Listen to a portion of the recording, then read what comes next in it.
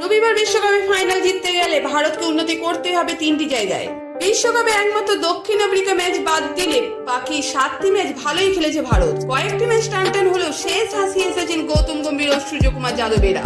রবিবার টি-20 বিশ্বকাপের ফাইনালে ভারতের সামনে নিউজিল্যান্ড। সেই ম্যাচ জিততে হলে অবশ্যই 3টি জায়গায় উন্নতি দরকার ভারতে। নাম্বার 1, অভিষেকের ফর্ম। তিনি খারাপ ফর্মে থাকায় চাপ বাড়ছে সঞ্জু স্যামসন ও ঈশান কিষানদের উপর।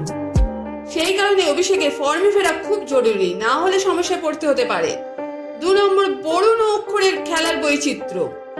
বরুণের মধ্যে সেই আগের খেলার ধরন দেখা যাচ্ছে না। জোরে বল করার চেষ্টা করছেন, বলের গতি বাড়াতে গিয়ে আরো সমস্যায় পড়ছেন তিনি। একই অবস্থা অক্ষর প্যাটেলেরও।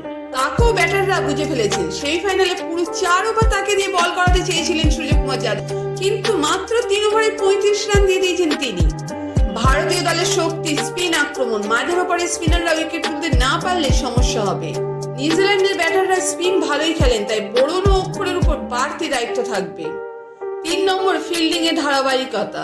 সেমিফাইনালে ইংল্যান্ডের বিরুদ্ধে ভালো ফিল্ডিং করেছে ভারত।